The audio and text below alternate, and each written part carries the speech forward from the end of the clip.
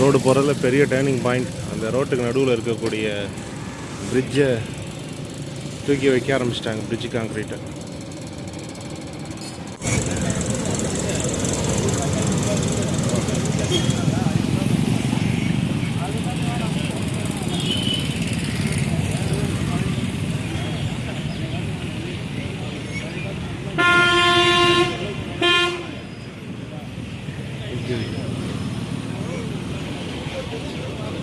Fridge தூக்கி வைக்க ஆரம்பிச்சிட்டாங்க.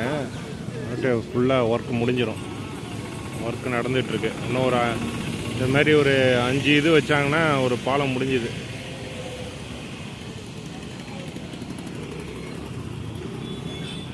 பைபாஸ்